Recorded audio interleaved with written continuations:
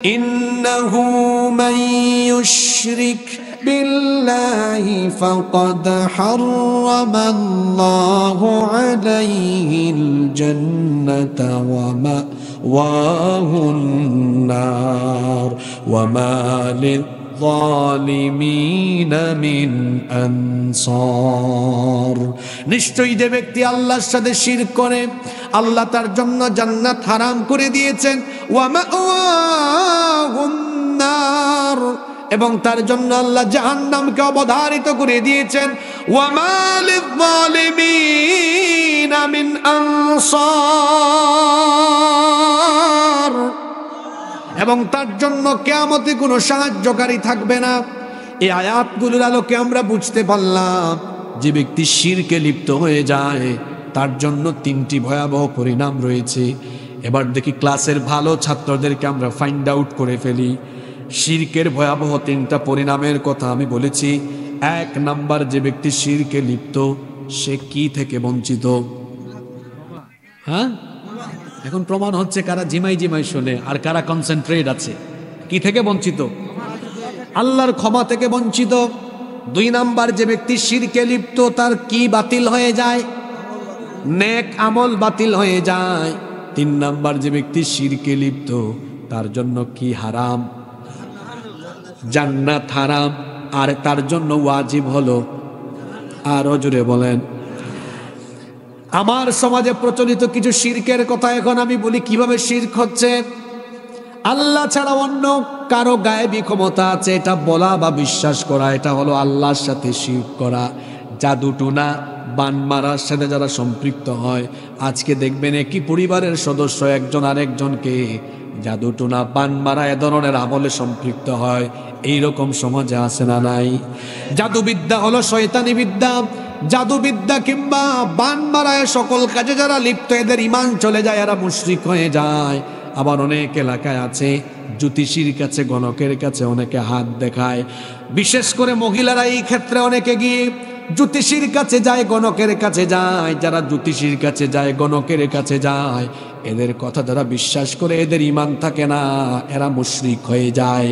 তারপরে অনেকে আছে মাজার ধোয়া পানি পান করে, মাজারের পানিকে বরকতময় মনে করে, মাজারের মাটিকে বরকতময় মনে করে তাবিজ ঝুলায় লটকায় রাখে। অনেকে আছে মাজারে গিয়ে সাজদা দেয়, জীবিত পীর বা মৃত পীরকে সাজদা দেয়, মাজার তওয়াফ করে। এগুলো সব হলো শিরকি কাজ। আল্লাহ যেটা করতে পারেন, আল্লাহ যেটা দিতে পারেন, সেটা অন্য কেউ করতে পারে বা দিতে পারে এমনটা বিশ্বাস করা হলো আল্লাহর সাথে শিরক করা। আজ এই শিরক শুধু ব্যক্তি কেন্দ্রিক নয়, ব্যক্তি থেকে শুরু হয়ে পরিবার, পরিবার থেকে সমাজ, এমনকি রাষ্ট্রের সর্বোচ্চ লেভেলে আজকে শিরক ঢুকে গিয়েছে। রাষ্ট্রীয় পর্যায়ে আজকে শিরক হচ্ছে এবং জনগণকেও শিরকের মধ্যে বাধ্য করে দেওয়া হয়েছে কৌশলগতভাবে। শুনতেছেন আপনারা? আজকে রাষ্ট্রীয় পর্যায়ে, আপনার দেশের রাষ্ট্রীয় পর্যায়ে শিরক হয়। আর শিরক ফিল ইবাদা, আল্লাহর ইবাদতের ক্ষেত্রে শিরক হচ্ছে। কিভাবে? আচ্ছা, হালাল হারামের ইখতিয়ার পৃথিবীর মানুষের না আল্লাহ? জোরে বলেন কার? আল্লাহ করে দিয়েছেন হালাল। কোন দেশের আইন যদি করে দেয় হারাম, আল্লাহ করেছেন হারাম, আর কোন দেশের আইন করে যদি হালাল, তাহলে এটা কার সাথে শিরক করা হবে? আজকে আপনার দেশে এটা কিভাবে হচ্ছে আমি তো বলছি, সব বাস্তবিক ওয়াজ হবে, মনোযোগ দিয়ে শুনে। বিনোদপুরের 17 বছরের মুন্না 15 বছরের মুন্নিকে যদি বিয়ে করে, এটা আপনাদের দেশের আইনে ভালো কাজ না অপরাধ? সবাই বলেন না ভালো কাজ। কে বলছে? এই কুতুব কি ঘুমাই গেছেন নাকি? 17 বছরের মুন্না 15 বছরের মুন্নিকে বিয়ে করলে আপনার দেশের আইনে এটা খুব নেক কাজ না অপরাধ? এই বিবাহের নাম কি বলেন না? দেশের আইনে এটার নাম কি? যে হুজুর বিয়ে পড়াবে হুজুর শুদ্ধ অ্যারেস্ট হবে। আচ্ছা, তাইলে আমার দেশের আইনে অপরাধ, বলেন আল্লাহর আইনে? কথা বলে না কেন? অপরাধ। আল্লাহর আইনে এই বিয়ের নাম বালেগ বিবাহ, বালেগা বিবাহ, ঠিক আছে? তাহলে আল্লাহ করলেন হালাল, আপনার দেশের আইন করলো, ঘটনা উল্টায় দেন। 17 বছরের মুন্না 15 বছরের মুন্নিকে বিনোদপুরের ডিগ্রি কলেজের মাঠে গাছের তলায় বৈশা বুট খাওয়ায়, বাদাম খাওয়ায়, লাউ তোলা, ঝাউ তোলা, আম গাছ তোলা, বট গাছ তলায় বসে ঢলাঢলি মাখামাখি করে। আল্লাহর আইনে এটা হলো হারাম এবং গুনাহ, হারাম এবং গুনাহ, কবিরা গুনাহ এটা। এবার বলেন আপনাদের দেশের আইনে কি? কথা বলছেন না কেন? ব্যাপারই না। আপনার দেশের আইনে আল্লাহ করলেন হারাম, আপনার দেশের আইন করলো, কথা বলবেন, আল্লাহ করলেন হারাম আর আপনার দেশের আইন করলো। আবার ওই বিয়ে করেছেন আল্লাহ হালাল, আপনার দেশের আইন করলো। এটাকে কি বলা হয়? এটা হচ্ছে রাষ্ট্রীয় পর্যায়ে আল্লাহর আইনে আল্লাহর ইবাদতে শিরক করা। ঘুমায় গেছেন নাকি? সকল ক্ষমতার উৎস, পরের শব্দটা কি? না না, কোরআনের মাহফিলের কোরআনের আলোকে না, আপনার দেশের আইনে বলেন, আপনার দেশের সংবিধানের আলোকে বলেন। সকল ক্ষমতার উৎস, তা আমিও জনগণ, আপনারাও জনগণ। তো যদি সকল ক্ষমতা আমাদের কাছে থাকতো তাহলে আমাদের সর্দি হয় কেন, জ্বর হয় কেন, মাথা ব্যথা হয় কেন, কাশি হয় কেন, ওমিক্রন হয় কেন, করোনা হয় কেন, আলসার, ক্যান্সার, নানা ধরনের, এমনকি ঘুম আমাদেরকে ধরে কেন? আমাদের না শক্তি বেশি? আমরা না সকল ক্ষমতার মালিক? 3.5 হাত বডির উপরেই যার নিয়ন্ত্রণ নাই, সে নাকি সকল ক্ষমতার মালিক। এটা হলো মারাত্মক কুফরি কথা, এটা হলো আল্লাহর সাথে শিরক করা। কারণ কোরআনে কারিমে আল্লাহ ক্ষমতার নামে সূরা দিয়েছেন, সূরার নাম হলো সূরাতু মুলক। এটা কোরআনের কত নম্বর সূরা? 67। কত নম্বর? এই সূরা শুরু হলো কিভাবে? রব্বুল আলামিন বলছেন, তাবারাকাল্লাযী বিয়াদিহিল মুলকু ওয়া হুয়া আলা কুল্লি শাইইন কাদির। বরকতময় সুমহান সেই সত্তা যার হাতে সকল ক্ষমতা, সকল ক্ষমতার মালিক যিনি। গলার আওয়াজ বড় করে বলেন তিনি কে? সব ক্ষমতার মালিক হলেন। আর ওরা বলে সকল ক্ষমতার মালিক, এটা হলো একটা পাম। পাম বুঝেন তো? আপনাদেরকে বাতাস দিয়া ফুলায়, কিসের ধান্দায়? ভোটের ধান্দায়। ভোট পাওয়ার পরে যখন তারা নিজেরা ক্ষমতা পাইল, এখন তারা ইলেকশনের আগে বলল সকল ক্ষমতার মালিক আপনারা, মানে জনগণ। তো সকল ক্ষমতার মালিক যদি আপনারাই হন, তাহলে তো তাদের যুক্তি অনুযায়ী হওয়ার কথা ছিল এইরকম, তো জনগণ চাইলে চেয়ারে থাকবে, না চাইলে চেয়ারে থাকবে না। এখন যেই জনগণকে ভোটের আগে ক্ষমতার মালিক বানালো বা বলল, এখন ক্ষমতায় যাওয়ার পরে জনগণ যদি বলে আমরা আপনাদেরকে চাই না, তখন বুঝবেন সকল ক্ষমতার মালিক কারে কয়। তখন তারা নিজেদেরকেই ক্ষমতার সর্বোচ্চ জায়গায় মনে করে তারা ক্ষমতার অপব্যবহার করে জনগণের পয়সায় কেনা গুলি জনগণের বুকের উপরে ঢুকায় দিয়া জনগণের বুককে ঝাঁঝরা করে। এটাই হলো তাদের আসল চরিত্র। বুঝতেছেন আমার ব্যাপার? ইলেকশনের আগে হুজুরদের কাছে এসে দোয়া চায়, আর নির্বাচনের পরে আলেম উলামা দিয়ে জেলখানা ভরে ফেলে। আছে না নাই? এটা কাদের চরিত্র? সকল ক্ষমতার মালিক জনগণ যারা বলে, এটা হলো তাদের আসল চরিত্র। যারা বলবে সকল ক্ষমতার মালিক জনগণ, এদের ঈমান নাই, নতুন করে কালেমা পড়ে তওবা করে তাকে আবার তাকে মুসলমান হওয়া লাগবে। আপনার দেশের সংবিধানে কি আছে? সেকুলারিজম আছে, ধর্ম নিরপেক্ষ মতবাদ। এখানে হিন্দু, বৌদ্ধ, খ্রিস্টান, ইহুদি, মুসলমান সবাইকে দাঁড় করান, তাদেরকে জিজ্ঞেস করেন তারা তাদের ধর্মের পক্ষে না বিপক্ষে?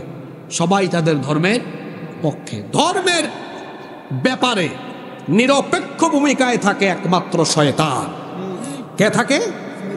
শয়তানের কোনো ধর্ম নাই, শয়তানের কোনো কি নাই? ধর্ম নিরপেক্ষ মতবাদ, সেকুলারিজম, এটা হচ্ছে শয়তানি মতবাদ, এটা হলো কুফরি মতবাদ। যারা এই ধর্ম নিরপেক্ষ মতবাদের কথা বলে বা বিশ্বাস করে, এরা হলো আল্লাহর জমিনে শয়তানের খলিফা। সংবিধানে যে অনুচ্ছেদে সেকুলারিজমের কথা বলা হয়েছে, সরকারকে আমরা বলবো যে সংবিধান সংস্কারে হাত দিলে সংবিধানের যে অনুচ্ছেদে ধর্ম নিরপেক্ষ মতবাদের কথা বলা আছে, সেই লাইনটা কেটে দিয়ে এই ধর্ম নিরপেক্ষ মতবাদকে বাংলাদেশের সংবিধান থেকে বাতিল করে এই মতবাদকে বঙ্গোপসাগরে নিক্ষেপ করতে হবে। তাহলে বোঝা গেল শিরক এটা ব্যক্তি থেকে শুরু হয়ে রাষ্ট্র পর্যন্ত আমার দেশে আছে না নাই? আপনারা ঘুমাই গেলেন নাকি? জরুরি বহু কথা আছে তো। এবার আসেন, মাঝে মাঝে শয়তান খোঁচাই খোঁচাই কাদেরকে তুলে এখান থেকে? ক্লাসের ভালো ছাত্র কি ক্লাস শেষ হওয়ার আগে উঠে? জোরে বলেন। ক্লাসের ভালো ছাত্র ক্লাস শেষ হওয়ার আগে কখনো উঠে না। উঠে কারা? ফেল করা ছাত্র। কারা উঠে? তা আপনারা কি ফেল করা ছাত্র হতে চান নাকি?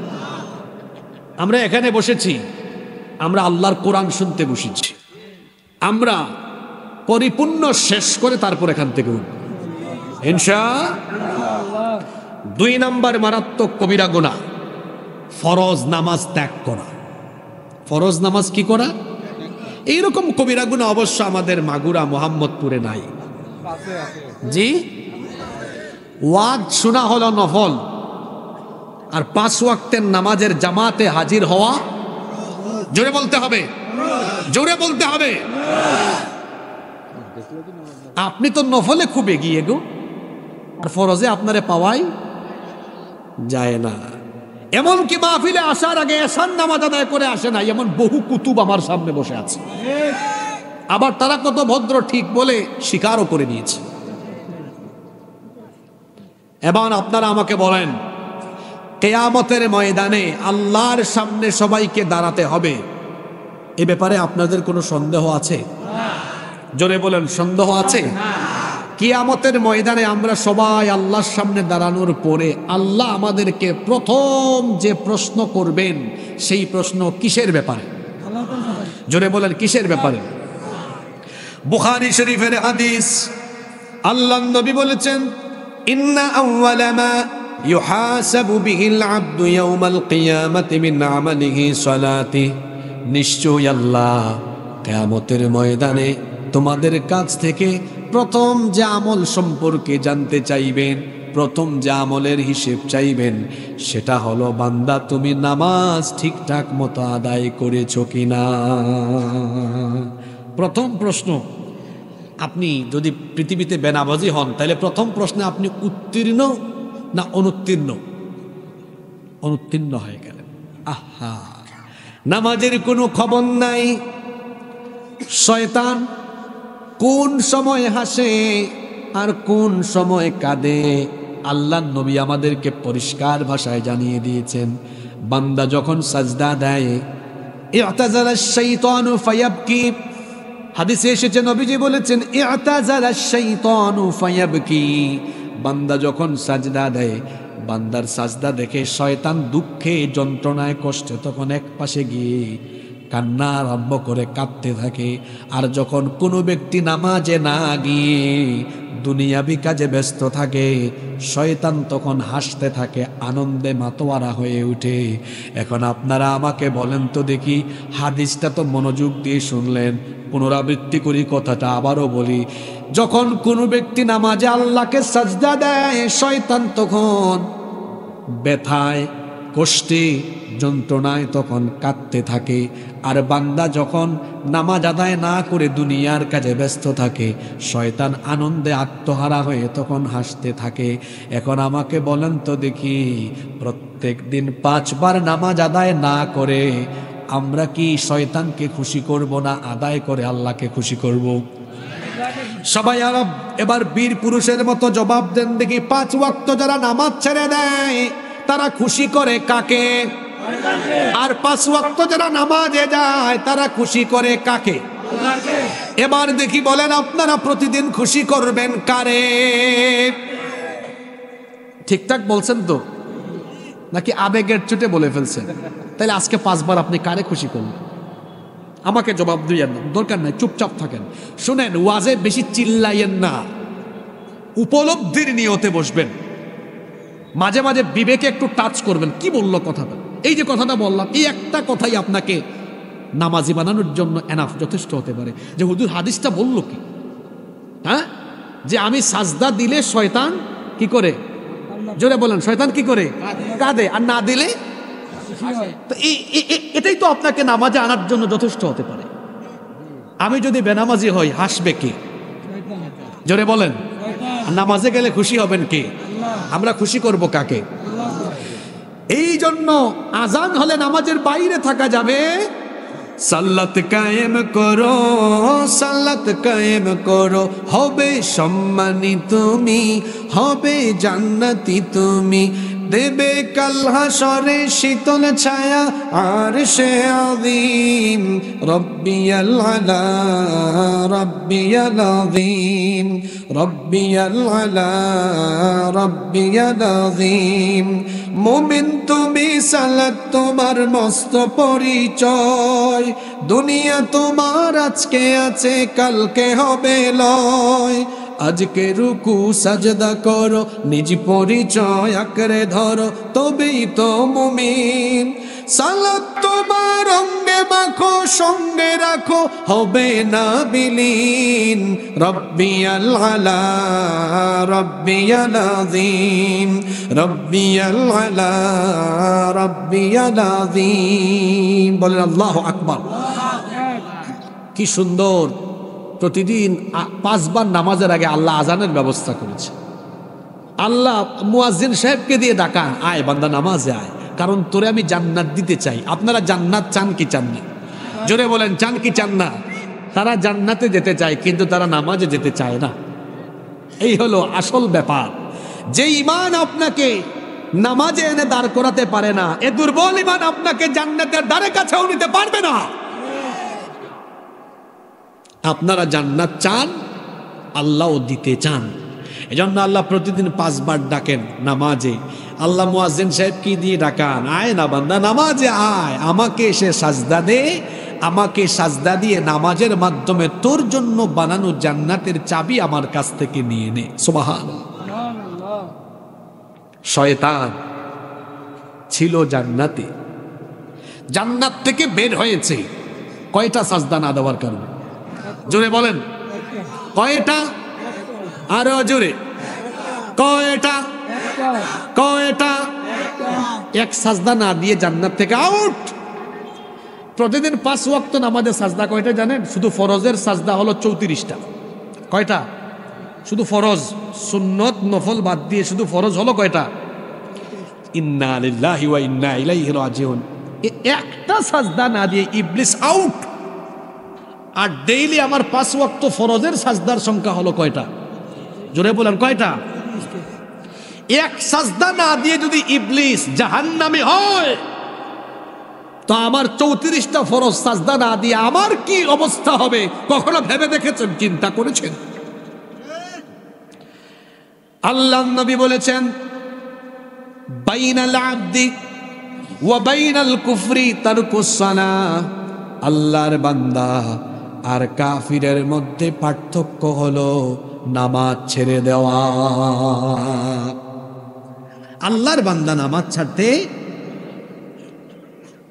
কোরআন হাদিসের পাশাপাশি কিছু বাস্তবিক কথা বলি, যাতে আপনাদের তালাবদ্ধ অন্তরের তালা খুলে। এখানে যদি রাস্তায় ভয়াবহ কোনো সড়ক দুর্ঘটনায় 4-5 জন ব্যক্তি মারা যায়, তাদের মাথা যদি থেতলে যায়, মাথার অস্তিত্ব না থাকে, ডিএনএ টেস্ট ছাড়া মাথা থেকে গলা পর্যন্ত এই দেহগুলো দেখে কি ব্যক্তি শনাক্ত করা যাবে? জোরে বলতে হবে। তাহলে ব্যক্তি দ্রুত শনাক্ত করা যায় তার চেহারা দেখে, তার মাথা দেখে। তাহলে 3.5 হাত এই বডির সবচেয়ে গুরুত্বপূর্ণ অংশ হলো কি? এই মাথা। এই ইসলামের ইবাদতের মাথা কি জানেন? আস-সালাতু হিয়া রাসুল ইবাদাহ। ইসলামে যত ইবাদত আছে সব ইবাদতের মগজ, মাথা হলো নামাজ। বলেন, ইসলামের ইবাদতের মগজ কি? সবাই বলেন। মাথা ছাড়া যেমন রাস্তায় পড়ে থাকা 5টি লাশের পরিচয় পাওয়া যায় না, তেমনি ইসলামের গুরুত্বপূর্ণ ইবাদত নামাজ বাদ দিয়ে ওয়াজ মাহফিলে আসে, ওয়াজ মাহফিলে বক্তৃতা করে শ্রোতা, ওয়াজ শুনে সভাপতি, সেক্রেটারি, এরপরে আয়োজক কমিটি, স্বেচ্ছাসেবকও যারা হয়েছে, ইসলামের ইবাদতের মগজ নামাজ বাদ দিয়ে যত ইবাদতই করুক না কেন, মাথা ছাড়া যেমন মানুষের পরিচয় পাওয়া যায় না, নামাজ ছাড়াও মুসলমানের আসল পরিচয় পাওয়া যায় না। মুসলমানের আসল পরিচয় হয় কি দিয়ে? জোরে বলেন, কি দিয়ে? নামাজ দিয়ে। নামাজ দিয়ে, জিহাদ পড়ে। নামাজ হলো আগে। এই জন্য তো বলা হয় মান আকামাস সালাতা ফাকাদ আকামাদ-দ্বীন, যে ব্যক্তি নামাজ কায়েম করলো সে যেন দিন কায়েম করলো। সুবহানাল্লাহ। এটা কেমন ইবাদত? লা সালাতা লিমান লা দীনা লাহু, যার মধ্যে নামাজ নাই তার মধ্যে ইমানই কি নাই? এক ইমান আলী কই, হুজুর কে বলছে ইমান নাই? আমার বাপ তোমার নামই রেখে দিছে ইমান আলী। বাংলাদেশে বেশিরভাগ মানুষের নামের সাথে কামের কোনো, বাপ নাম রেখেছে ফজর আলী। ফজর আলী ফজরের নামাজ পড়ে না, ঘুম থেকে উঠে সকাল 10টায়। বাবা নাম রেখেছে জোহর আলী। জোহর আলীর ঘুম ভাঙে না, কিংবা সে জোহর আলী অন্যান্য কাজে ব্যস্ত থাকে, জোহর পড়ে না। বাবা নাম রেখেছে রমজান আলী। রমজান আলী রমজান মাসে দুপুরবেলা গাঞ্জা টানে। বাবা নাম রেখেছে কুরবান আলী, সামর্থ্য আছে, কিপটা বেটা, কুরবানি দেয় না। বাপ নাম রেখেছে ইমান আলী। ইমান আলী হজ করে 2-3 বার, নামের আগে হাজি না আল হাজ লাগিয়ে দিয়েছে। অথচ ইমান আলীর বাস্তব জীবন হলো সুদ, ঘুষ, এমন কোনো হারাম নাই যে হারামের সাথে সম্পৃক্ত নাই। ইমান আলীর নাম ইমান আলী হলেও তার এই সব কর্মযজ্ঞের কারণে, অপকর্মের কারণে আল্লাহর খাতায় সে ইমানদার নয়, সে বেঈমান, সে মুনাফিক। যে ব্যক্তি নামাজ আদায় করে না তার পরিচয় আর মুসলমান থাকতে পারে? আমরা মুমিন হয়ে মরতে চাই, মুমিন হয়ে মরতে চাই। আল্লাহর সামনে যেদিন দাঁড়াবো, প্রথম প্রশ্ন যদি আল্লাহ করেন নামাজ পড়েছ কিনা, আমরা যাতে বলতে পারি আল্লাহ নামাজে হয়তো আমার ভুল ভ্রান্তি থাকতে পারে, আদায় করতে গিয়ে হয়তো কিছু গাফলতি, কিছু ভুল থাকতে পারে, কিন্তু আল্লাহ আমি তোমার এমন বান্দা, আমি কখনো নামাজ ছেড়ে থাকি নাই। আল্লাহু আকবার। এরকম যেন আপনি বলতে পারেন আল্লাহ আমি নামাজ কখনো তরক করি নাই। এই নামাজ ছাড়া জান্নাতের গন্ধ পাওয়া যাবে। যুবক ভাইদের কি হলো? তাদেরকে নামাজে পাওয়া যায় না। ও আমার যুবক ভাইয়েরা, এই যৌবনকাল হলো আল্লাহকে বেশি বেশি সাজদা দেওয়ার বয়স।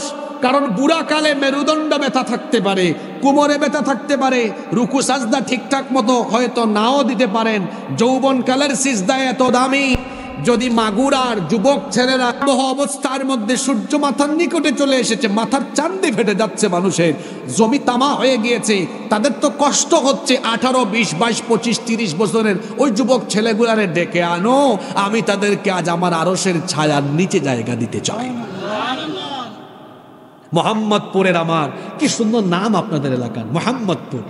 মোহাম্মদপুরের যুবক ভাইয়েরা কি মুহাম্মাদুর রাসূলুল্লাহ সাল্লাল্লাহু আলাইহি ওয়াসাল্লামের খাঁটি উম্মত হয়ে 5 ওয়াক্ত নামাজের আমল তাদের জীবনে নিশ্চিত করতে পারবে না?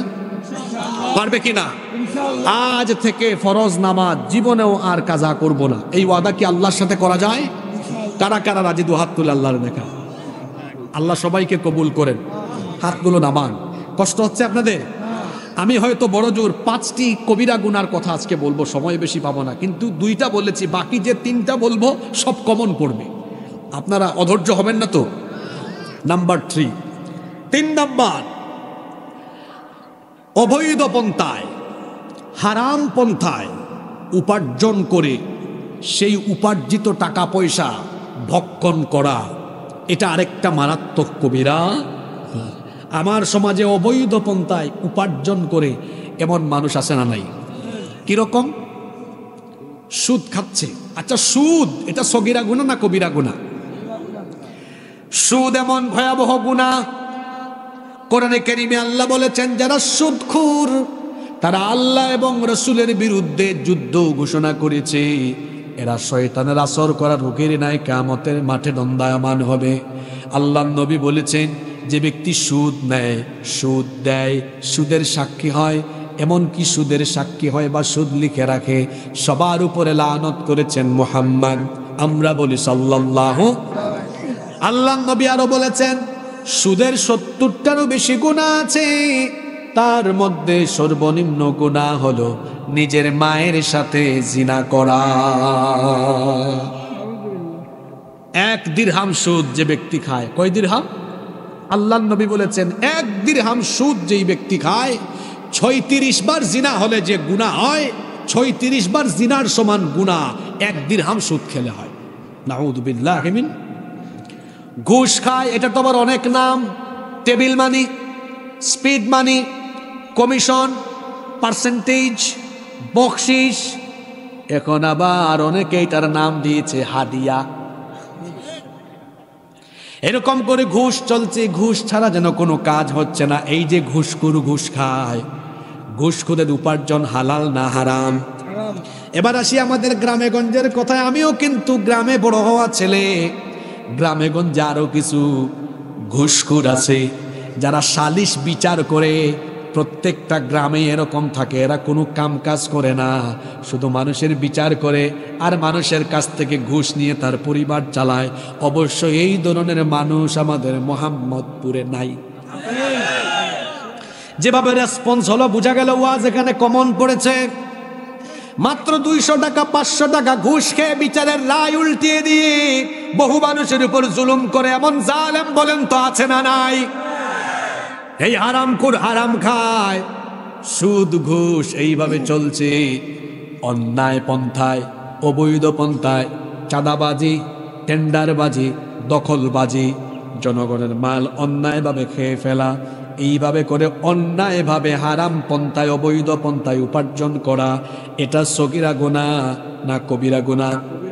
কোরআন কারীমের 2 নম্বর সূরা সূরাতুল বাকারা 188 নম্বর আয়াতে রব্বুল আলামিন বলছেন, ওয়ালা তাকুলু আমওয়ালাকুম বাইনাকুম বিল বাতিলি ওয়া তুদলু বিহা ইলাল হুক্কামি লিতাকুলু ফারীকাম মিন আমওয়ালিন নাসি বিল ইসমি ওয়া আনতুম তা'লামুন।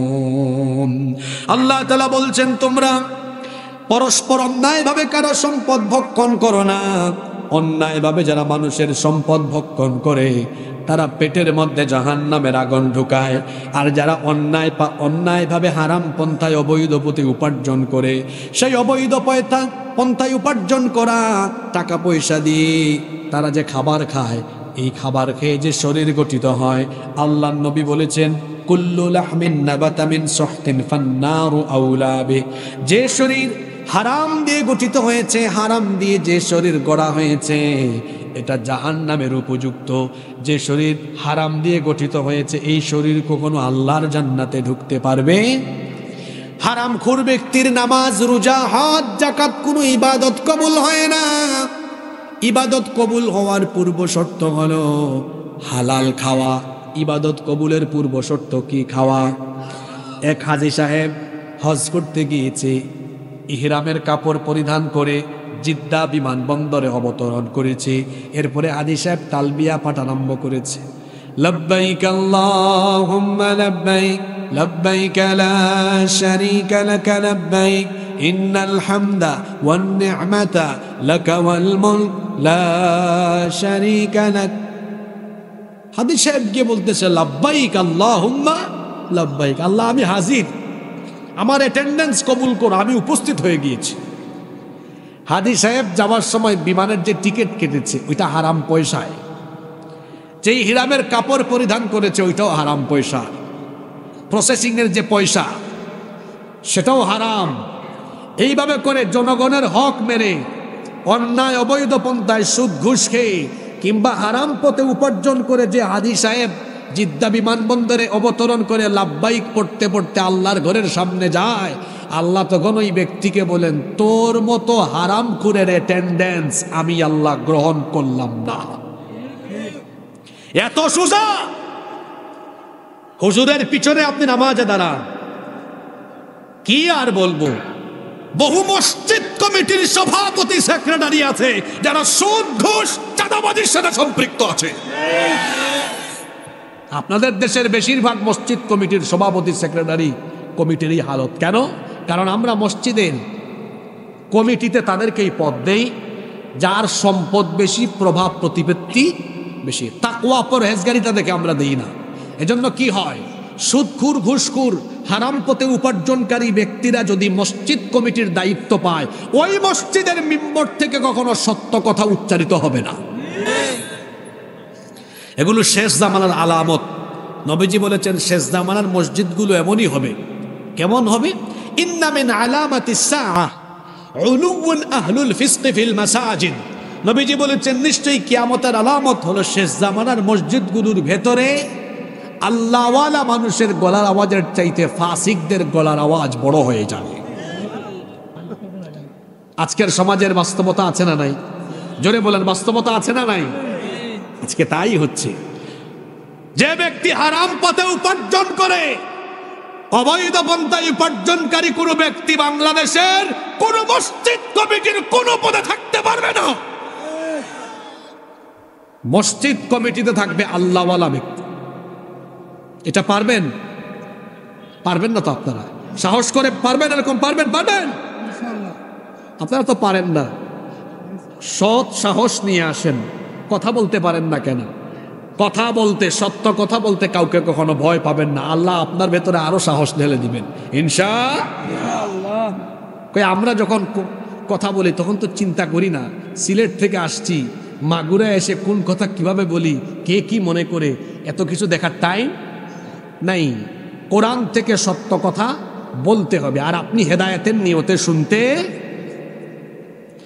তাহলে 3 নম্বর গুরুত্বপূর্ণ পয়েন্ট, হারামখোর যে হারাম পন্থায় উপার্জন করে খায় সে কবিরা গুনাহ করে, আর তার কোনো ইবাদত আল্লাহর দরবারে কবুল।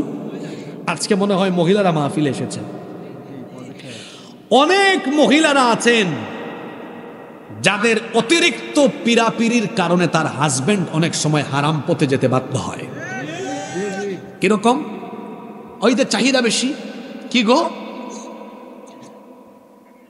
তোমার সাথে তোমার সমবয়সী, তোমার অমুক ফ্রেন্ড, তার গাড়ি বাড়ি এটা ওইটা অনেক কিছু হয়ে গেছে, তোমার হয় না কেন? লোকটার তো হয় না, সে ভালো মানুষ, হারাম পথে উপার্জন করে না। এখন বউয়ের চাপ খাইতে খাইতে বউয়ের চাহিদা মেটানোর জন্য অবশেষে লোকটা হারাম পথে উপার্জন আরম্ভ করে দিল। এরকম হয় কি হয় না? আমি আমার বোনদেরকে অনুরোধ করব, আপনি আপনার স্বামীকে, আপনি আপনার পরিবারের সদস্যদেরকে বুঝাবেন, শোনো আমাদেরকে যেটা খাওয়াচ্ছ এখানে যেন হারাম না ঢোকে, খবরদার, নইলে তুমিও জাহান্নামে যাবে, আমরাও জাহান্নামে যাব। পৃথিবীতে হালাল খাওয়া একটা চ্যালেঞ্জের ব্যাপার। হালাল খাওয়া কিসের ব্যাপার? চাকরি করলেও চ্যালেঞ্জ, ব্যবসা করলেও। রাগ করবেন না তো? মনে করেন আমি নিজেও একজন শিক্ষক, আমার প্রতিষ্ঠান আছে। আমি যদি আমার প্রতিষ্ঠানে আমার শিক্ষার্থীর হক আদায় না করে আমি যদি ওই প্রতিষ্ঠানের বেতন খাই, হারাম হবে কিনা? জোরে বলেন, হারাম হবে কিনা? অনেক শিক্ষক আছেন ছাত্রছাত্রীদেরকে ঠিকমতো পড়ান না, ক্লাসের টাইমে ফাঁকিবাজি করেন, সরকার তাকে বেতন দেয়। আসে না এরকম? বহু এমপিওভুক্ত প্রতিষ্ঠানে এগুলো হয়। আমি নিজে ছাত্র ছিলাম, আমি স্কুলে পড়েছি, মাদ্রাসায় পড়েছি, ইউনিভার্সিটিতে পড়েছি, আবার অনেক আল্লাহওয়ালা শিক্ষক আমরা ছাত্র জীবনে পেয়েছি। সুবহানাল্লাহ। ক্লাসের টাইমে কিংবা ক্লাসের টাইমের 1-2 মিনিট আগে হাজির। অনেক স্যারকে দেখেছি ইউনিভার্সিটিতে 10 মিনিট আগে হাজির। জিজ্ঞেস করতাম, স্যার আরো 10 মিনিট বাকি আছে তো, এত আগে চলে আসলেন কেন? স্যার বললেন, সময় সচেতনতার কারণে চলে এসেছি, কারণ তোমাদের 1টা মিনিট যদি নষ্ট হয় আমি তো কিয়ামতের ময়দানে আল্লাহর সামনে আসামি হয়ে যাব। চিন্তা করেছে? আবার অনেকে আছে দিনের পর দিন ইউনিভার্সিটিতেই আসে না, নোটিশ লটকায় রেখেছে, তোমাদের 2-3 দিন ক্লাস নিতে পারবো না। বিশ্ববিদ্যালয়গুলো স্বায়ত্তশাসিত তো, এরকম হয়। তারপরে যে কোনো প্রতিষ্ঠানে আপনি জব করেন, ব্যবসায়িক প্রতিষ্ঠান, ফাঁকিবাজি করেন, বেতন খাচ্ছেন, ওইখানে ছিল আপনার চাকরিটা হালাল ছিল, কিন্তু আপনার গাফলতির কারণে কি ঢুকে গেল? কথা বলছেন না কেন? আমি যে কথাগুলো বলতেছি এগুলো কি বাস্তব না অবাস্তব কথা? এগুলো আপনি কোনো প্রতিষ্ঠানে জব করেন, আপনার মালিক যিনি আছেন তাকে ফাঁকি দিয়ে আপনি ডিউটি পরিপূর্ণভাবে পালন করেন না। আপনার চাকরিটা ছিল হালাল, চাকরিটা ছিল হালাল, কিন্তু ফাঁকিবাজি করে আপনি এটাকে নিজে কি বানিয়ে ফেললেন? উপার্জন হারাম বানিয়ে ফেললেন। ব্যবসা করেন আপনি, পণ্যে 2 নাম্বারই ভেজাল ঢুকায় দিলেন, 2 নাম্বার মাল 1 নাম্বার মাল বলে চালায় দিলেন, বি গ্রেডের মাল এ গ্রেডের মাল বলে চালিয়ে দিলেন। এরকম ব্যবসায়ী তো আমার বাংলাদেশে নাই। জি, আবার কই কি জানেন? কয় ভাই কিনা দামে আপনারা দিয়ে দিলাম, জান। ও মা গো, কিনা দামে দিয়ে দিয়েছে তো দোকান ভাড়া আর আপনার এই যে ডেকোরেশন খরচ, এগুলো আছে আমার বাপ এসে দিয়ে যাবে নাকি? আমি শেষ করি আগে। এটা একটা মারাত্মক ধোঁকা। আসলে কেনা দামে দেয় না, লাভ করেই দেয়। এই যে সে মিথ্যা কথা বললো, মিথ্যা বলে ব্যবসা করলো, ব্যবসা ছিল হালাল, কিন্তু মিথ্যা বা প্রতারণার আশ্রয় নিয়ে তার হালাল উপার্জনকে বানিয়ে ফেললো হারাম। নবীজি বলেছেন, মান গাশশা ফালাইসা মিন্না, যে ব্যবসা বাণিজ্যে ধোঁকাবাজি করে সে আমার উম্মত। পচা মাছ এর উপরে রাখছে ভালো মাছ, কয় তরতাজা মাছ নিয়ে যান। 2 নম্বরই করে কি করে না, তারপর ওজনে কম দেয়, ওজনে কম দেয়। 1 কেজি মাল দিতে যাইয়া 980 গ্রাম দেয়, 990 গ্রাম দেয়। ছিল ব্যবসা হালাল, কিন্তু ছলছাতুরের আশ্রয় নিয়ে বানিয়ে ফেললো হারাম। খাওয়া এটা এত বড় কবিরা গুনাহ যে এটা করার কারণে আপনার ইবাদত বন্দেগী সব আপনি নিজের হাতে নষ্ট করে। আজকে এই গুনাহ আমার সমাজে আছে না নাই? ব্যবসায়, চাকরি বাকরিতে সচেতন থাকতে হবে। আর যদি জনপ্রতিনিধি হন কিংবা রাষ্ট্র পরিচালনার দায়িত্ব পান, রাষ্ট্র পরিচালনার দায়িত্ব পেয়ে আল্লাহওয়ালা মানুষ খুশি হয় না, তার টেনশন বাড়ে। আরে জাহান্নামের পথ আমার জন্য এখন আরো সহজ হয়ে গেল। একটু গাফেল হয়ে গেলেই খবর আছে না নাই? জোরে বলেন। সরকারের গাড়ি দেওয়া হয়েছে সরকারি কাজে ব্যবহারের জন্য, আপনি ব্যবহার করছেন আপনার 14 গোষ্ঠীর কাজে। এমন কুতুব বাংলাদেশে নাই তো? আমি নিজের চোখে দিয়েছি, দেখেছি। উপজেলা পরিষদের চেয়ারম্যানকে দেওয়া হয়েছে উপজেলা চেয়ারম্যানের গাড়ি পরিষদের কাজে, সরকারি কাজে ব্যবহারের জন্য। সে তার বউ বাচ্চা 14 গোষ্ঠী, এমনকি তার পুরা গ্রামের মানুষকে ব্যবহার করায়, পাবলিক বাস বানিয়েছে। এটাকে আছে না নাই? ওমর ইবনুল খাত্তাব রাদিয়াল্লাহু আনহু অর্ধ দুনিয়ার শাসনকর্তা ছিলেন। একদিন তিনি তার ঘরে মোমবাতি জ্বালিয়ে কাজ করতেছেন। সেই জামানায় তো এরকম ইলেকট্রিক্যাল লাইট ছিল না, তিনি মোমবাতির আলো জ্বালিয়ে কাজ করতেছেন। এমন সময় তার কিছু আত্মীয় স্বজন দরজায় এসে নক করলেন, আমিরুল মুমিনিন, আমরা ভেতরে আসবো, কিছু কথা আছে। বলেন, থামো থামো, একটু থামো। থামিয়ে দিয়ে তিনি তার সামনে থাকা মোমবাতির আগুন ফু দিয়ে নিভিয়ে দিলেন। নতুন আরেকটি মোমবাতিতে আগুন ধরালেন। এরপরে বললেন, এবার তোমরা ভেতরে ঢুকো। ভেতরে এসে এরা কিউরিসিটি নিয়ে জানতে চাইলেন, আমিরুল মুমিনিন, আপনার সামনে মোমবাতিতে আগুন ধরানো ছিল, সেটা ফু দিয়ে নিভিয়ে নতুন করে আরেকটিতে আগুন ধরালেন কেন? তিনি তখন বললেন, শোনো, তোমরা আসার আগ পর্যন্ত আমি রাষ্ট্রের টাকায়, জনগণের টাকায় কেনা মোমবাতির আগুন জ্বালিয়ে জনগণের কল্যাণে, রাষ্ট্রের জন্য আমি কিছু কাজ করছিলাম। তোমরা যখন আমার কাছে আসার জন্য অনুমতি চাইলে, চিন্তা করলাম জনগণের টাকায় কেনা মোমবাতির আগুন জ্বালিয়ে তোমাদের সাথে যদি ব্যক্তিগত কথা বলি, তাহলে জনগণের আমানতের খেয়ানত হবে, রাষ্ট্রের দায়িত্বে আমার অবহেলা হয়ে যাবে। কিয়ামতের ময়দানে আসামি হয়ে আল্লাহর সামনে দাঁড়ানো লাগবে। এই ভয় যখন অন্তরে আসলো, তোমাদেরকে দরজায় অপেক্ষমান রেখে জনগণের পয়সায় কেনা মোমবাতির আগুন ফু দিয়ে নিভিয়ে নিজের টাকায় কেনা মোমবাতির আগুন জ্বালিয়ে তোমাদের সাথে এখন কথা বলছি। আর আমার দেশে কি হয়? আঙ্গুল ফুলে, জোরে বলেন, আঙ্গুল ফুলে। জনগণের ঘাড়ে ঋণের যে পরিমাণ বোঝা চাপিয়ে দেওয়া হয়েছে, তার চাইতে বেশি পরিমাণ সম্পদ চুরি করে বিদেশে পাচার করা হয়েছে। আহা, এজন্য তো আমি বলি, আমার দেশে সম্পদের কোনো অভাব নাই, শুধু ভালো মানুষের অভাব। কিসের অভাব? এই বাংলাদেশে স্বাধীনতার পর আজকে 54 বছর হয়ে গেল। বিভিন্ন সময়ে বাংলাদেশকে বদলে দেওয়ার কথা বলে আমাদেরকে কনভিন্স করে যারাই দায়িত্ব পেয়েছে, আমরা যুগের পর যুগ দেখে আসলাম, তারা বাংলাদেশকে বদলায়নি। তারা নিজেদের গেট আপ সেট আপ বদলিয়েছে। তারা তাদের ফোন বদলায়, পোশাক বদলায়, বাড়ি বদলায়, জুতা বদলায়, তারা তাদের সকল গেট আপ সেট আপ বদলায়। বাংলাদেশের ভাগ্য তারা বদলাতে পারে নাই, চুরি ডাকাতি করে নিজেদের ভাগ্য বদলায়। এখন সময় এসেছে আমাদেরকে সত্য উপলব্ধি করার। এই বাংলাদেশকে বদলাতে হলে মানুষের তৈরি করা তন্ত্র মন্ত্র, মানবরচিত মতবাদ আদর্শ আর তথাকথিত নেতা নেত্রী দ্বারা নয়। এই বাংলাদেশকে বদলে দিতে হলে আজ আল্লাহর কোরআনের শাসনের আর কোনো বিকল্প নাই। এজন্য আমরা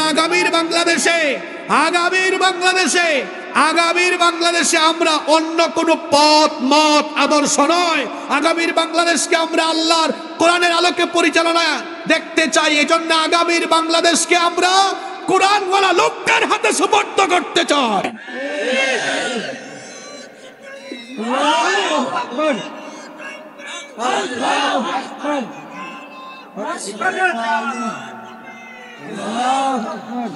হারাম হারাম খাওয়া যাবে না। মনে রাখবেন, হারামে নাই কোনো আরাম, হারামে নাই কোনো হারামে আরাম নাই। হারাম খোরেরা হারাম পন্থায় যে পয়সা উপার্জন করে এটা ভোগ করতে পারে না, এগুলো ধ্বংস